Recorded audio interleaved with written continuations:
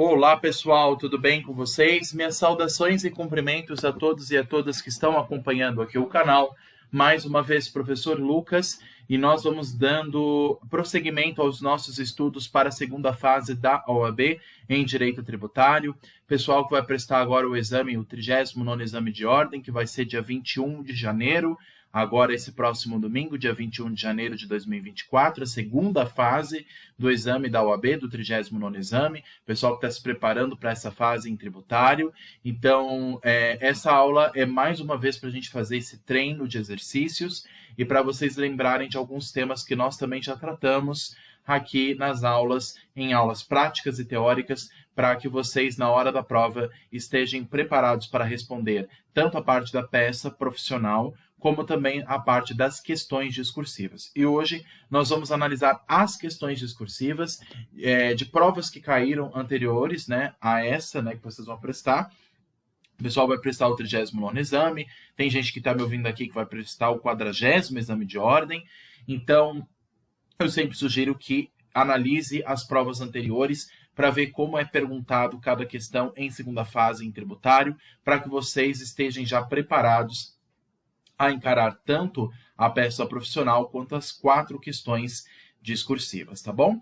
Hoje nós vamos analisar o 30º exame de ordem, só que as questões discursivas. Na aula anterior, na aula 22, nós analisamos o 30º exame de ordem que caiu, mas a gente analisou só a parte da peça profissional. Nós ainda não chegamos a analisar a parte que envolve as questões discursivas. Então, nós hoje vamos fazer isso, até para vocês treinarem, tá? Sempre sugiro que analisem questões, façam exercícios, para que vocês consigam não apenas resolver as questões, mas lembrar dos principais artigos que geralmente são citados em segunda fase da OAB, tá? Essa prova caiu em 2019, até peço desculpas, pessoal, que na prova anterior, na aula anterior, na aula 22 que eu gravei aqui no canal, eu coloquei que a prova era de 2020, mas não, a prova é de 2019, finalzinho de 2019, essa prova do 30º exame de ordem unificado, tá?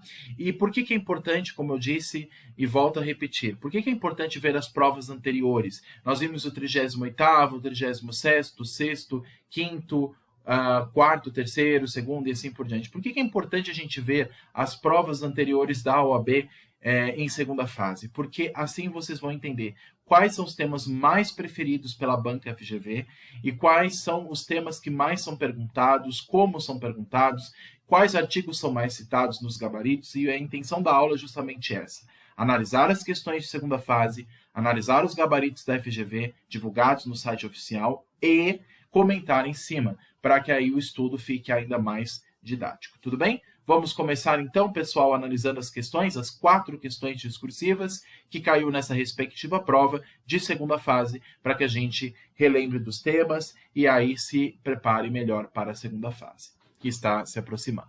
Vamos lá. Questão de número 1, vou ler com vocês e aí nós vamos entender a questão.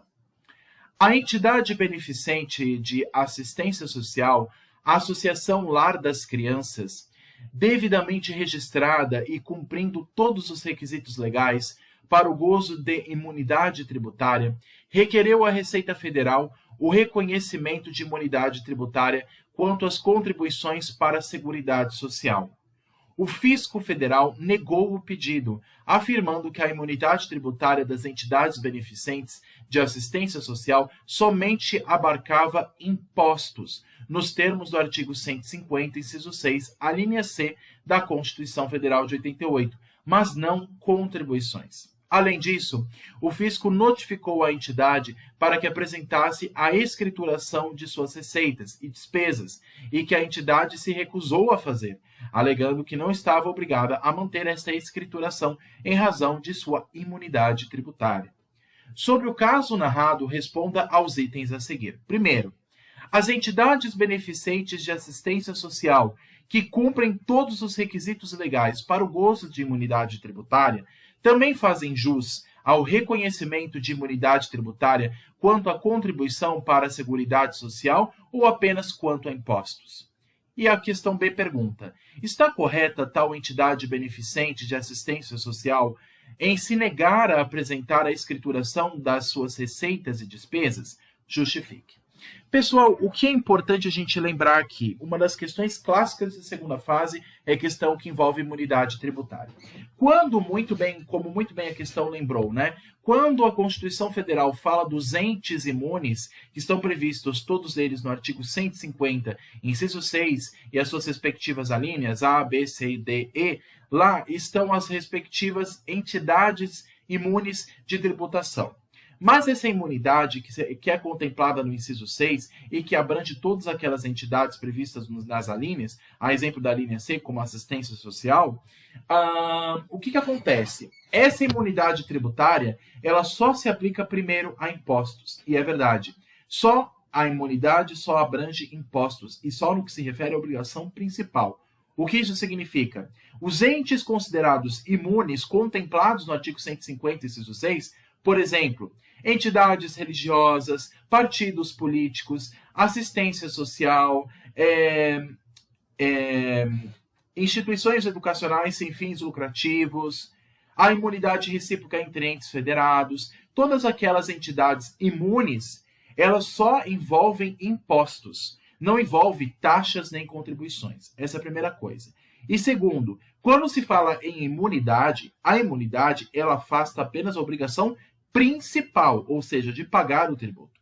Mas isso não afasta a obrigação de declarar informações ao fisco.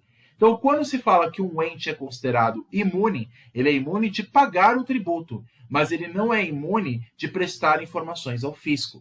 Então, mesmo que os entes federativos, mesmo que, por exemplo, os entes religiosos ou assistência social sejam imunes de pagar imposto de renda, por exemplo, ainda assim eles devem declarar as informações no site da Receita Federal, sob pena de, uma vez não cumprindo essa obrigação acessória, o descumprimento pode se reverter em multa, em penalidade pecuniária compulsória.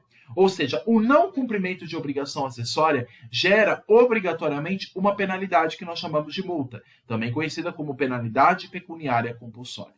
Então, pessoal, mesmo que eu esteja imune de pagar o imposto, ainda assim devo prestar informações ao fisco. Se eu não faço isso, eu posso ser multado pelo não cumprimento dessas informações, por não passar estas informações no site da Receita Federal, no sítio eletrônico da Receita Federal, passando todas as informações de receitas, de despesas, que é justamente o que a questão perguntou, que é justamente o que a questão trouxe. O Fisco Federal pediu para essa assistência, a Associação Lar das Crianças, para que apresentasse a escrituração de suas receitas e despesas. E a entidade, ela diz o seguinte: eu não vou passar essas informações, porque eu não sou imune. Eu sou imune de pagar imposto, então eu não sou obrigado de passar a informação. Mas, pessoal, lembra mais uma vez, imunidade é apenas para impostos e apenas com relação à obrigação principal, ou seja, de pagar o tributo. O fato de eu estar imune da obrigação principal não me imuniza de prestar informações ao fisco. A imunidade só abrange a obrigação de pagar, não a obrigação de fazer. Fazer o quê? Prestar informações ao fisco. Então, a obrigação que é dispensada é a obrigação principal e não a acessória. E, inclusive, se eu não cumpro a obrigação acessória, com base no artigo 117 do CTN, ela pode se reverter em obrigação principal, no caso de multa. O artigo 117 do CTN, ele fala sobre essa possibilidade. Eu estou aqui com o Vadmecum, pessoal, se vocês puderem acessar aqui. Se não me engano, o artigo 117... Não, desculpa, não é o artigo 117. Eu vou procurar aqui, pessoal, o artigo que fala sobre obrigações acessórias e obrigação principal, a diferença das duas. Vou procurar aqui, pessoal, na internet, dei uma olhada aí no site do Planalto.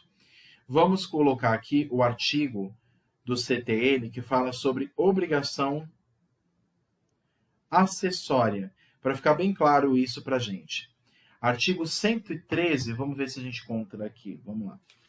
Artigo 113 do CTN. Isso, artigo 113, eu falei 117, desculpe. O 113, parágrafo 2º, ele diz o seguinte: a obrigação acessória decorre da legislação tributária e tem por objeto as prestações, positivas ou negativas nela previstas, no interesse da arrecadação ou da fiscalização dos tributos. Aí o parágrafo 3º acrescenta, do mesmo artigo 113 do CTN, ele fala assim: a obrigação acessória, pelo simples fato de sua inobservância, converte-se em obrigação principal relativamente à penalidade pecuniária. Ou seja, não prestar informações ao fisco gera multa. E na geração de multa, o contribuinte vai ser obrigado a pagar esta prestação, essa penalidade que é a multa. Então, na primeira questão, ela pergunta: a entidade beneficente, ela é imune com relação a contribuições da Seguridade Social? Resposta: não. É apenas a impostos. E a B: está correta que tal entidade beneficente se recuse a prestar informações ao fisco? Errado. Ela deve prestar essas informações. Vamos ver o que o gabarito da FGV responde tanto na questão A e na questão B. Questão A. Sim, as entidades beneficentes de assistência social que cumprem todos os requisitos legais para o gozo de imunidade tributária também fazem jus ao recolhimento de imunidade tributária quanto às contribuições para a Seguridade Social, mas não por força do artigo 150, inciso 6, a linha C da Constituição, que de fato versa apenas sobre imunidade de impostos. Olha só que pegadinha, pessoal. Até eu quero fazer uma correção do que eu falei. O artigo 150, inciso 6, a linha C, ele fala de fato sobre a imunidade apenas para impostos. Então, não é com base nesse artigo que as entidades de assistência social são imunes de prestar informações, são imunes de pagar contribuições sociais. Não é com base realmente nesse artigo, mas elas são imunes com base em um outro artigo da Constituição que eu acabei não citando para vocês, que o gabarito até acabou falando. Existem, contudo, previsão específica para essa imunidade, com o artigo 195, parágrafo 7º da Constituição Federal, que diz, no seu parágrafo 7º, são isentas de contribuição para a Seguridade Social as entidades beneficentes de assistência social que adotem as exigências estabelecidas em lei, ainda que, por a tecnia do Constituinte, tenha sido chamado isenção. Então, pessoal, até peço desculpas pelo erro que eu passei. Na verdade, de fato, o artigo 150, inciso 6 só prevê imunidade para impostos. Mas quando se envolve entidades beneficentes da assistência social, como elas abrangem o sistema de seguridade social, elas são imunes desse sistema de pagar as contribuições sociais, mas devem observar os requisitos de lei. Mas é com base no artigo 195, parágrafo 7º, que é lá que estabelece a ordem social, que fala a respeito da seguridade social. Agora, o que acontece, pessoal?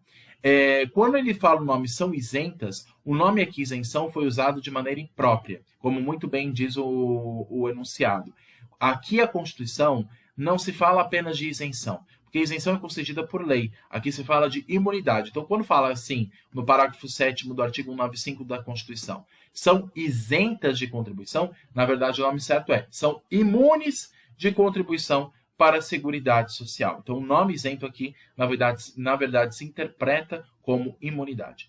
Então, a imunidade das associações sociais com relação às contribuições sociais, com relação às contribuições ao sistema da Seguridade Social, essa imunidade não tem como aplicação o artigo 150, inciso 6, a linha C da Constituição. É verdade. Mas se aplica um outro artigo de maneira subsidiária, também da Constituição, o artigo 195, parágrafo 7º. Então, com base nesse artigo, que a imunidade se estende a essas associações com relação ao que envolve as contribuições sociais, tá? Mas a regra geral, pessoal, é o artigo 150, inciso 6, que fala da imunidade com relação a impostos. As outras entidades que falam lá, partidos políticos, entidades religiosas, são imunes com relação apenas a impostos, não a contribuições nem a taxas. Mas no caso específico aqui, que é uma exceção que trouxe a questão, até uma pegadinha, por ser uma entidade de associação social, portanto, que presta serviços à Seguridade Social de maneira subsidiária, ela é beneficiada por estar no sistema da Seguridade Social e, por conta disso, ela fica imune de pagar não só impostos, mas também contribuições sociais, com base no artigo 195, parágrafo 7º da Constituição. Tudo bem?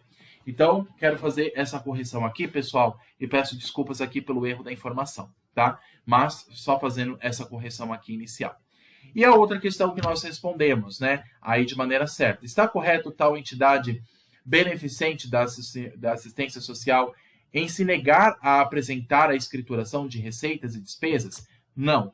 A entidade beneficente de assistência social não está correta ao se negar a apresentar a escrituração de suas receitas e despesas. O fato de ser entidade imune não a libera de obrigação acessória de manter a escrituração contábil em dia, como se pode ver no próprio artigo 14 do CTN, que elenca as condições para que uma entidade beneficente de assistência social possa fruir de imunidade, dentre os quais há que se destaca o inciso 3º, que diz o seguinte: manterem escrituração de suas receitas e despesas em livros revestidos de formalidades capazes de assegurar sua exatidão.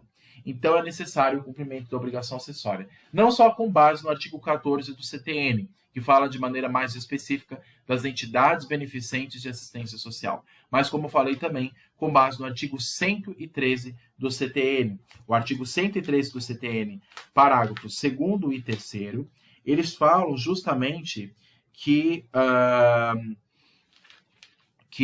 obrigação acessória deve ser cumprida sob pena de, uma vez não cumprida, ela se reverta em multa. Então, o parágrafo 2º e 3º do artigo 113 do CTN também poderia ser citado junto com o artigo 14 do CTN para completar a nossa resposta aqui da questão B. Tudo bem? Então, resposta é sim para A e não para B, com esses respectivos fundamentos. E eu grifei aqui de azul, pessoal, como de costume, e peço que vocês também deixem sublinhado no Vademecum de vocês, porque são artigos importantes para que vocês levem para a prova como consulta. Tudo bem? Essas são as questões A e B para essa questão de número 1. Tudo bem? Vamos para a questão 2. A pessoa jurídica X, na condição de importadora de produtos industrializados, ajuizou medida judicial pleiteando a restituição dos valores pagos a título de IPI, Imposto sobre Produtos Industrializados. No caso em questão, o contribuinte pagou o tributo em operação de revenda por ocasião da saída de seu estabelecimento e entendeu que o pagamento foi feito indevidamente, uma vez que não houve processo de industrialização no Brasil. Em seu pleito, a pessoa jurídica X requereu, em sede de antecipação de tutela, a compensação dos valores pagos a título de IPI, objeto de contestação. Com base nos fatos apresentados acima, responda aos itens a seguir. Questão A. A ausência de operação de industrialização no Brasil inviabiliza a cobrança de IPI na revenda pelo importador?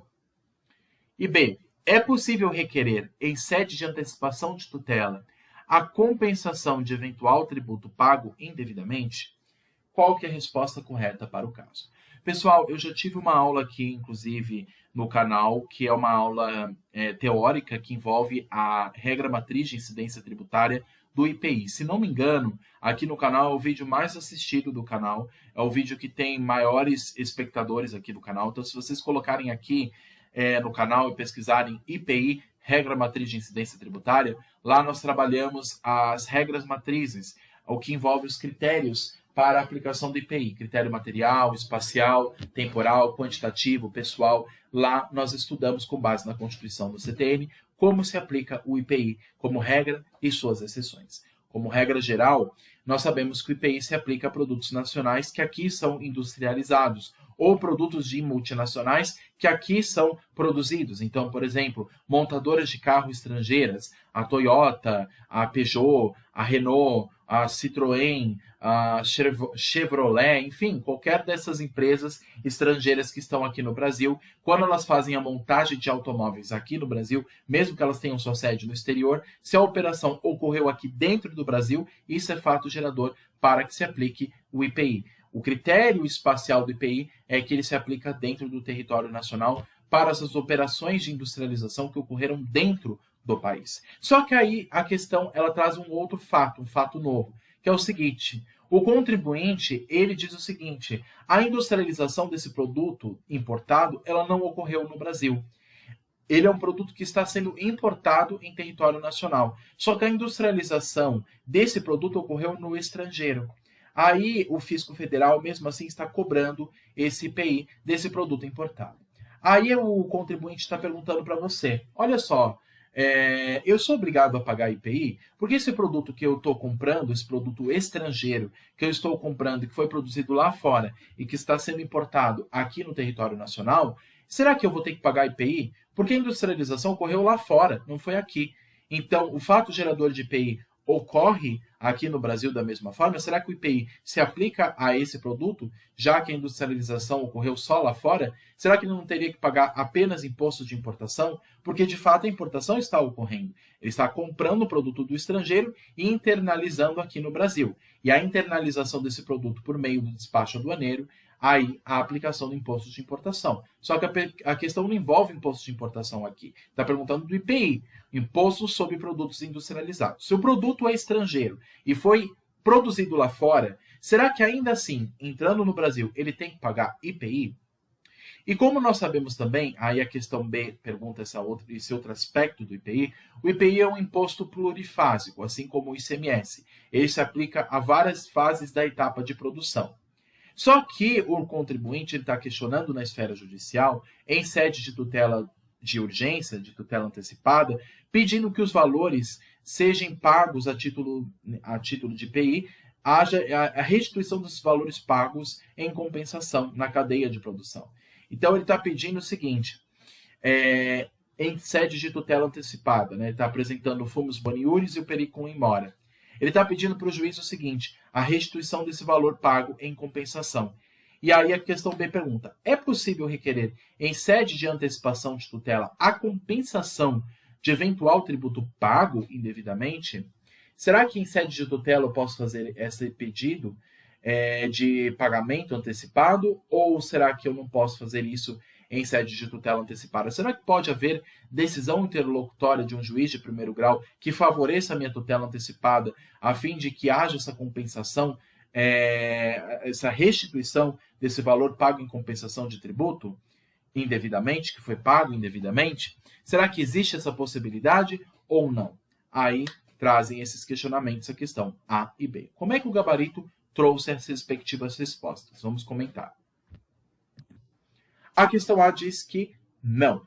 A ausência de operação de industrialização no Brasil em relação ao produto importado não impede a cobrança do IPI na revenda pelo importador, pois, de acordo com o artigo 46, inciso 2 do CTN, o IPI tem como fato gerador a saída do produto industrializado do estabelecimento do importador. Assim, tendo em vista a ocorrência do fato gerador, o tributo é devido. Então, pessoal, mesmo que você compre um computador, por exemplo, de fora do país, eu vou comprar um computador, um tablet, um produto que foi industrializado e produzido lá fora, lá nos Estados Unidos. Quando eu trago esse produto e internalizo aqui no Brasil, trago ele para o território nacional, além de pagar o imposto de importação à União, eu vou ter que pagar IPI. Porque não importa se o produto foi produzido lá fora. O fato de ter saído do estabelecimento de origem já é fato gerador para a IPI, mesmo que seja no estrangeiro. Se entrou no território nacional, vai ter que pagar IPI da mesma forma, com base, como muito bem diz a questão, o artigo 46, inciso 2 do CTN. Aí a questão B, como nós vimos, ela pergunta se pode haver em sede de tutela antecipada a restituição daqueles valores que foram pagos em sede de compensação. A resposta é não. De acordo com o artigo 170-A do CTN, é vedado a compensação mediante o aproveitamento de tributo, objeto de contestação judicial pelo sujeito passivo, antes do trânsito em julgado da respectiva decisão judicial. Ou seja, não pode, em sede de tutela antecipada, pedir essa restituição do valor, porque o processo ainda não foi encerrado, ainda está tramitando em primeiro grau. Então, não pode o juiz emitir uma decisão interlocutória favorecendo essa tutela antecipada a fim de restituir esses valores pagos em compensação de IPI.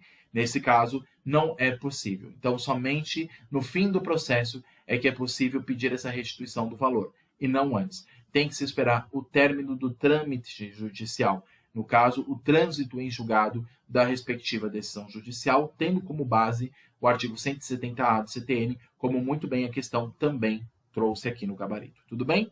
Então, grifei esses dois artigos para vocês, pessoal, que foram comentados no gabarito da FGV, o 46.2 do CTN e o 170-A também do CTN. Recomendo que vocês também deixem grifado no Vademecum de vocês, porque podem ser artigos que voltem a ser perguntados em segunda fase, tudo bem? Lembrando que em segunda fase ou podem ter questões iguais, ou repetidas, ou muito próximas. Por isso que eu sugiro que é importante a gente analisar os gabaritos para que a gente saiba quais são os artigos mais citados, quais são temas mais tocados pela FGV, e aí vocês na prova tenham um gabarito já grifado, com as informações devidas, tudo bem? Então, esses são os artigos comentados para a questão A, que foi não, e para a questão B, que também foi não, aí nesse questionário da questão de número 2 aí dessa prova que nós estamos analisando da OAB. Tudo bem? Se ficarem dúvidas, pessoal, dessas questões e outras que nós vamos analisar aqui, por favor, deixem nos comentários e aí nós vamos comentando aos poucos, tudo bem? Eu vou respondendo vocês aos poucos. Vamos lá, então, para a questão de número 3. Só um momento, por favor, pessoal, só vou fazer uma coisa aqui. Precisei tomar alguma coisa, porque senão minha garganta fica muito ressecada. Vamos lá. Questão 3. O que a questão 3 pergunta para nós? Vamos lá. Motivados pela forte queda das vendas de eletrodomésticos da denominada linha branca no país, os estados, por meio do CONFAS, Conselho Nacional de Política Fazendária, celebraram um convênio de ICMS específico prevendo benefício fiscal de ICMS às empresas atuantes nesse setor, por meio da concessão de redução da base de cálculo do imposto incidente na comercialização de todos os produtos enquadrados nesse segmento. O Estado X, no intuito de proporcionar aos contribuintes localizados no seu território a fruição desse benefício fiscal, editou lei ordinária internalizando os termos do convênio. Porém, ao formalizar a relação descrita das mercadorias beneficiadas pela lei estadual, o Estado X deixou de incluir alguns produtos classificados como eletrodomésticos da linha branca, dentre os quais aparecem os micro-ondas, e estendeu os benefícios a produtos que não compõem a linha branca, alegando a necessidade de estimular setores específicos da economia local, que estariam perdendo o mercado para concorrentes de outros estados. Diante desse cenário, responda aos itens a seguir. Questão A. É autorizado ao Estado X estender o benefício fiscal a produtos que não integram a denominada linha branca, considerando que somente este segmento foi abrangido pelo convênio do CONFAS, o Conselho Nacional de Política Fazendária? E a questão B pergunta: o Estado X, tendo ratificado o convênio em razão, pode aplicá-lo parcialmente, alcançando apenas parte dos produtos discriminados pelo convênio celebrado pelo CONFAS? Então, basicamente, pessoal, está sendo questionado aqui a respeito da lei do Estado X, a lei ordinária que foi emitida pelo Estado. Uma vez celebrado o convênio com o CONFAS, o Estado X verificou o seguinte, até a questão disse isso aqui no meio. Vamos ler aqui novamente. O Estado X, no intuito de proporcionar aos contribuintes localizados no seu território a fruição desse benefício fiscal, editou lei ordinária internalizando os termos do convênio. Tudo bem.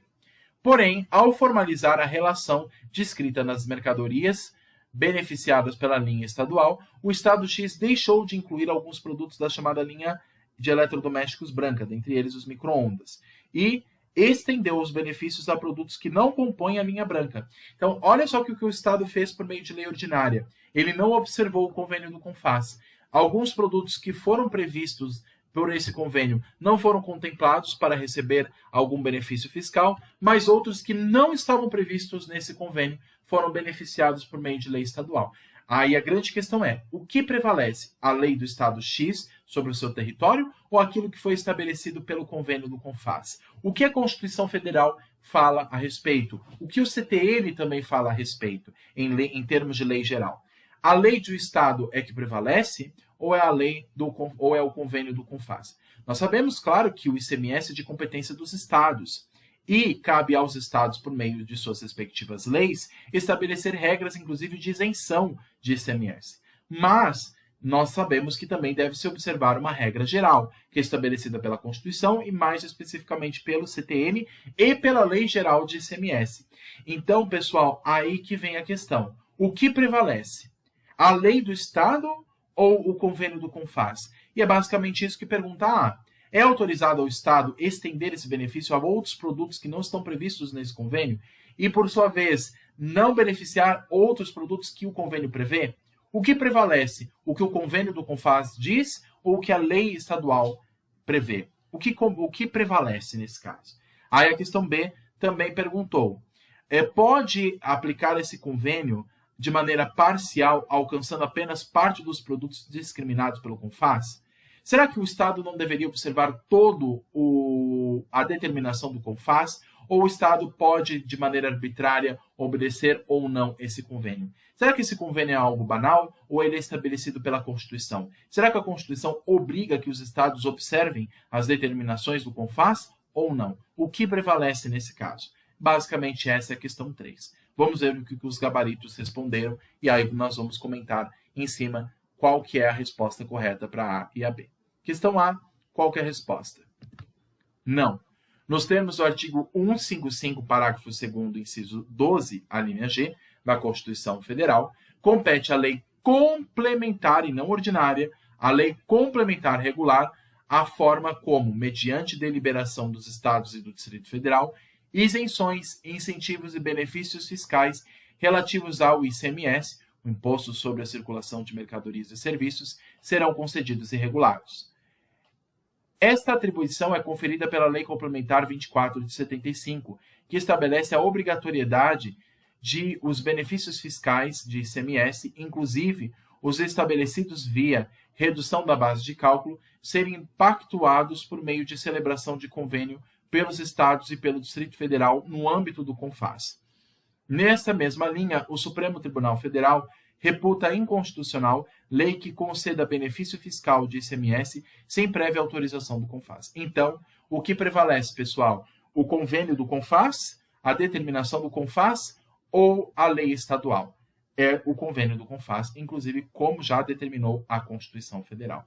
Mas a competência não é dos estados? Sim, o ICMS é um imposto estadual de competência dos estados. Mas existem exceções que já foram previstas na Constituição, como muito bem citou o artigo 155, parágrafo 2º, inciso 12, a linha G, em que, nesse caso específico, o Estado, a lei dele, primeiro, não deveria nem ser por meio de lei ordinária, deveria ser por meio de lei complementar, ou seja, uma norma superior a uma lei ordinária. A lei complementar era a única espécie possível para aplicar essa isenção, nesse caso, e não uma lei ordinária para a matéria de ICMS.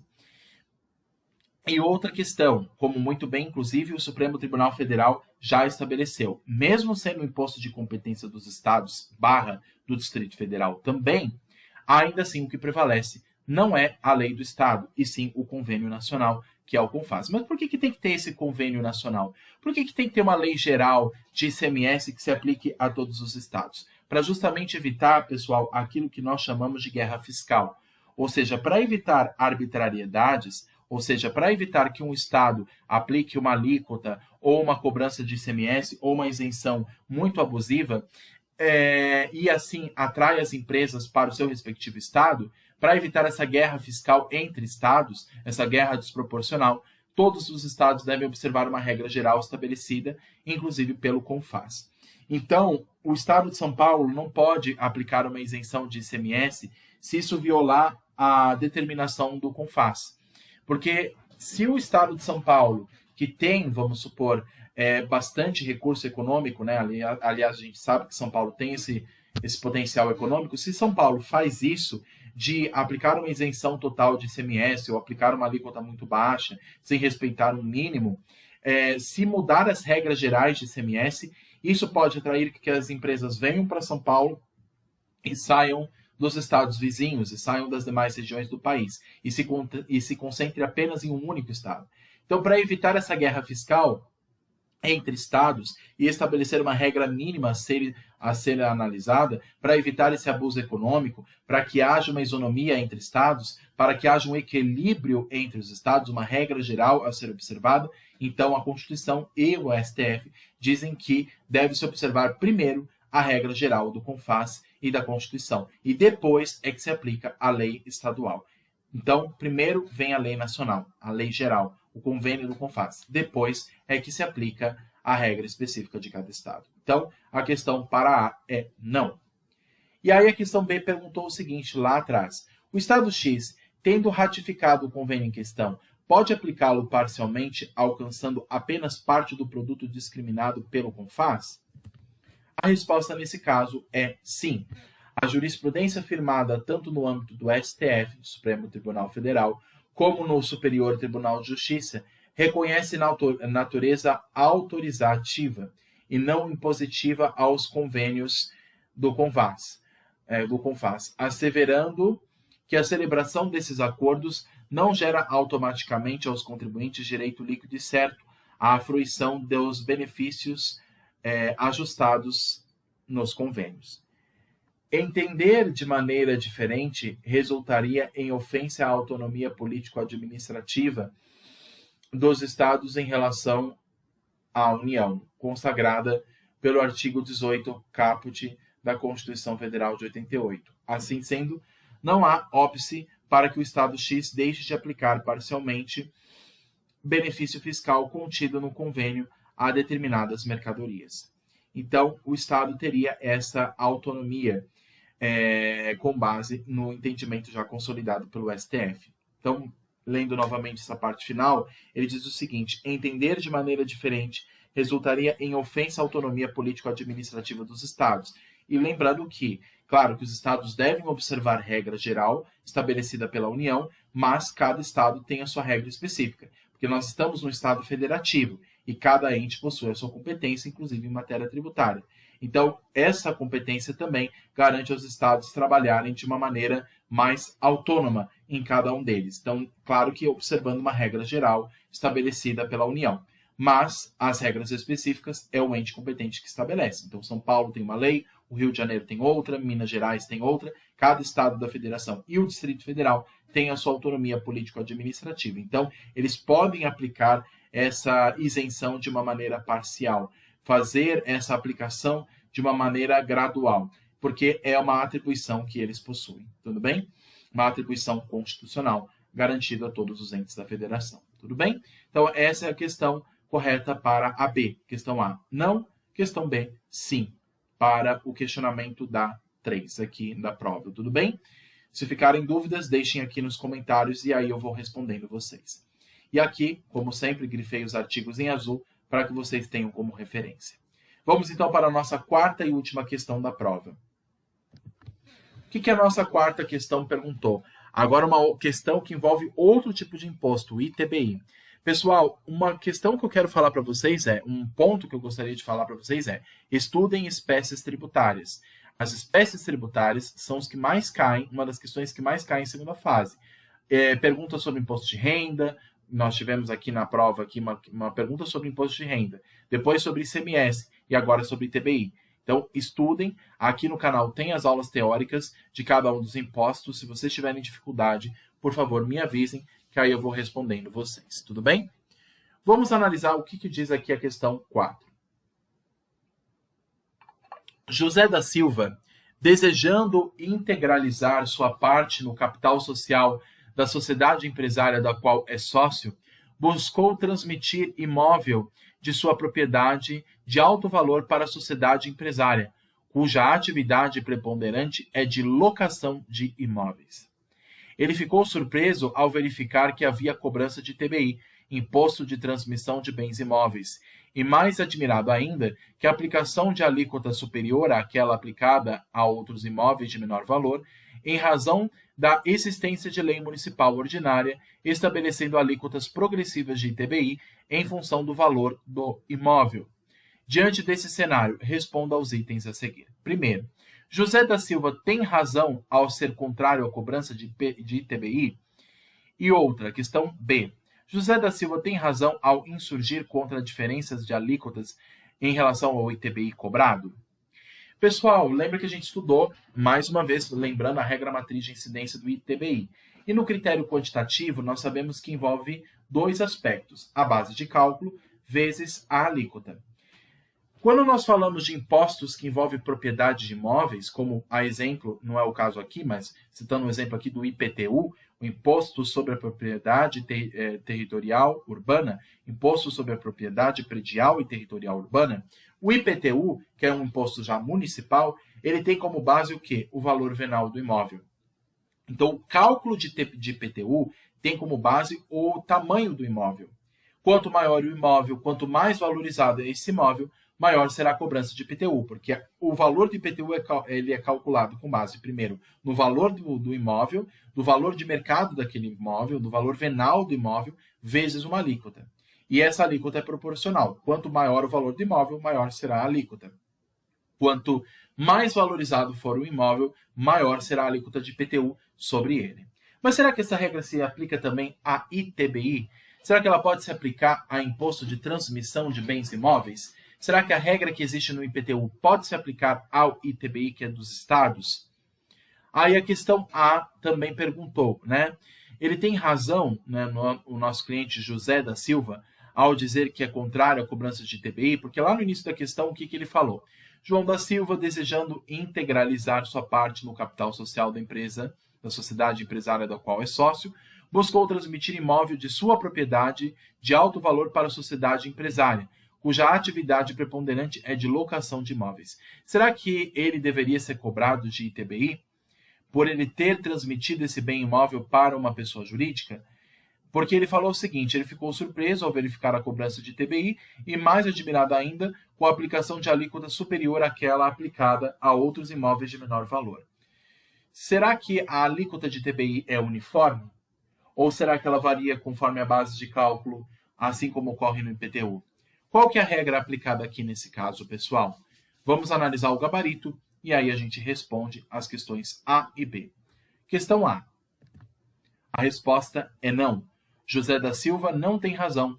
Embora a regra geral prevista no artigo 156, parágrafo 2º, inciso 1º da Constituição, seja que o ITBI não incide sobre a transmissão de bens ou direitos incorporados ao patrimônio da pessoa jurídica em realização de capital, o próprio texto constitucional excepciona tal não incidência se a atividade preponderante do adquirente for a compra e venda desses bens ou direitos, locação de bens imóveis ou arrendamento mercantil. Portanto, deve-se sim haver cobrança de ITBI, então não existe aqui isenção de ITBI e a cobrança de ITBI deve ser realizada com base nessa exceção prevista pelo gabarito em questão. Tudo bem? Aqui se aplica uma exceção à regra. Porque a regra geral, como falou aqui a questão, é que o ITBI não incide sobre transmissão de bens ou direitos incorporados por pessoa jurídica, porque no caso João da Silva ele deu o seu imóvel para uma empresa. Só que a regra geral que não incida ITBI nesse caso, mas o próprio texto constitucional traz uma exceção que excepciona tal não incidência se a atividade preponderante do adquirente for a compra e venda desses bens ou direitos, locação de bens imóveis ou arrendamento mercantil, que é o caso em questão.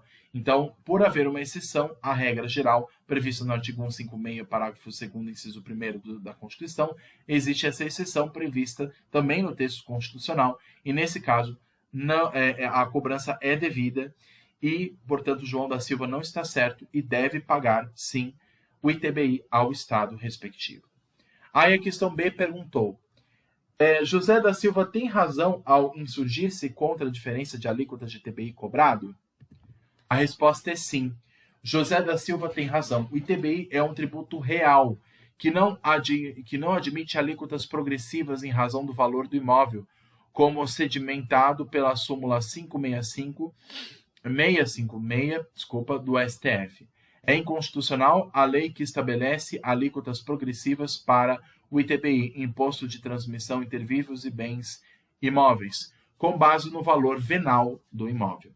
Ressalte-se que o STF, ao admitir a aplicação de alíquota progressiva ao ITCMD, em sede de repercussão geral, nesse entendimento, em sede de recurso extraordinário 562045, também previu que essa decisão não se estendia ao ITBI, por ser tributo com sistemática distintiva, permanecendo aplicável ao ITBI a súmula 656 do STF. Entendeu o STF que existia uma peculiaridade que os diferencia. O ITCMD tem como fato gerador um acréscimo patrimonial a título gratuito, porque é por doação, ao imposto sobre transmissão, causa-mortes e doação, diferente do ITBI, que é oneroso, né? Então, entendeu o STF que existia uma peculiaridade, porque o ITCMD tem como fato gerador um acréscimo patrimonial a título gratuito, revelador de evidente capacidade contributiva, aproveitando ou aproximando-o ao imposto pessoal como o imposto de renda.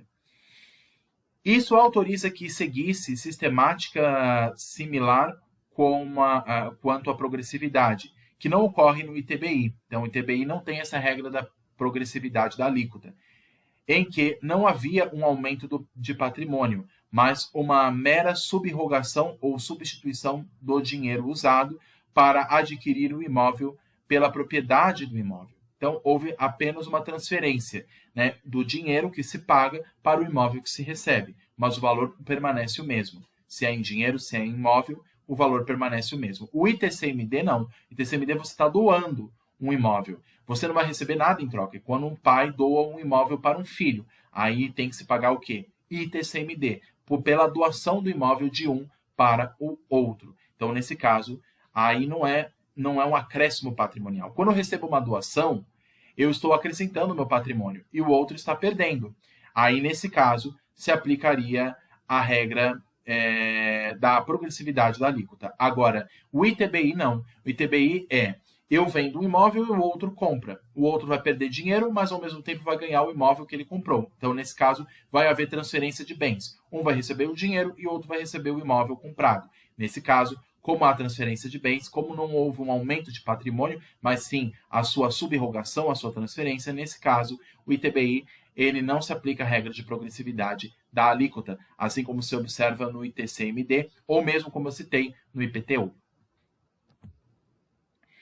Veja-se trecho do voto da ministra Ellen Grace no recurso extraordinário 562045, que expressamente delimita a diferença entre ambos os tributos e ressalva a continuidade da aplicação da súmula 656 ao ITBI.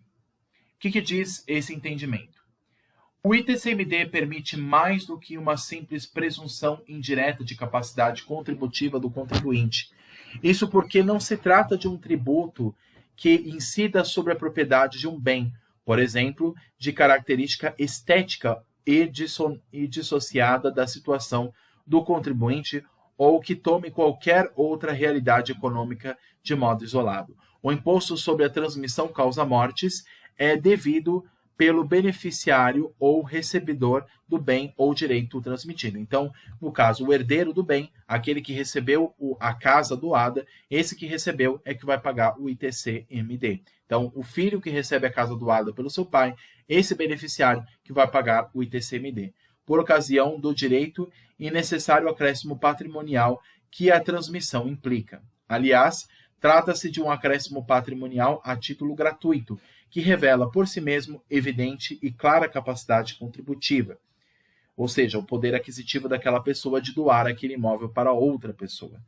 É que o imposto simplesmente implicará a redução do acréscimo patrimonial líquido. De modo algum, terá o contribuinte que dispor, senão da parte do acréscimo percebido. Diferencia-se do ITCMD, assim, o próprio ITBI, que é objeto da súmula 656. É inconstitucional, que diz basicamente, é inconstitucional a lei que estabelece alíquotas progressivas para o imposto de transmissão intervivos de bens imóveis, ITBI, com base no valor venal do imóvel. Portanto, o ITBI diz respeito à transmissão onerosa, ou seja, o pagamento de um para com o outro, a venda, compra e venda de um imóvel, em que há a aquisição da propriedade numa operação sinalagmática, da qual o adquirente assume o ônus de contrapartida. No ITBI, a simples operação de transferência não permite que se saiba qual a real disponibilidade do adquirente para o pagamento do imposto. Pode o adquirente ter efetuado o pagamento do preço à vista ou a prazo, com recursos próprios ou mediante financiamento? Pode ter adquirido o imóvel para a moradia ou para o investimento, dentre outras circunstâncias, todas alheias ao fato gerador. Aliás, é comum que, na aquisição do imóvel, o adquirente faça grande esforço para realizar a operação, de modo que a efetiva capacidade contributiva é meramente presumida, mas não necessariamente real, podendo a operação, inclusive, estar associada à assunção de voluntosas dívidas. Já na aquisição a título gratuito, há sempre efetivo acréscimo patrimonial, mediante transferência sem contrapartida. Ou seja, existe uma transferência de propriedade, um pai que doa um imóvel a um filho. Não existe contrapartida, o pai não está cobrando do filho o pagamento da venda desse imóvel, porque não há venda, existe uma doação. O ITCMD, portanto, distingue-se do ITBI. Não se trata sequer de um tipo de imposto real.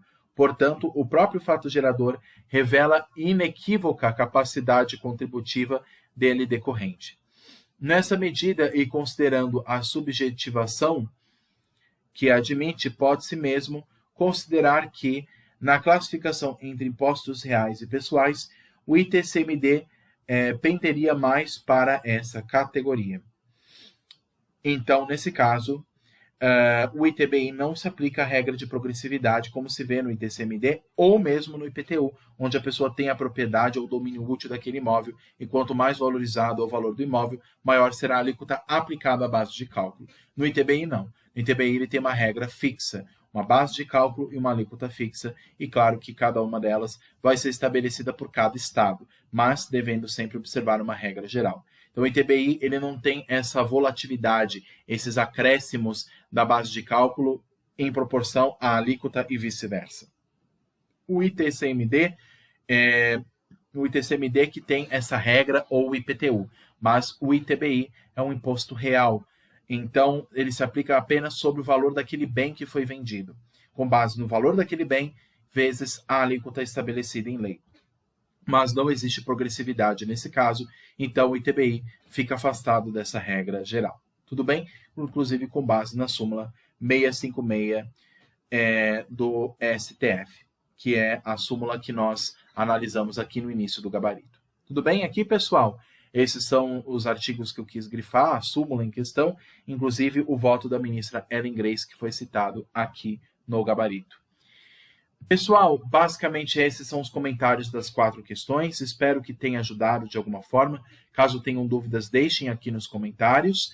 Peço que curtam, comentem, compartilhem, se inscrevam no canal, ativem o sininho, me ajudem a fazer com que o canal cresça e atinja o maior número possível de pessoas, né, para que os vídeos cheguem às pessoas e assim o conteúdo de direito tributário possa ser um acesso livre a todos os candidatos da OAB em primeira e segunda fase em direito tributário. Tudo bem?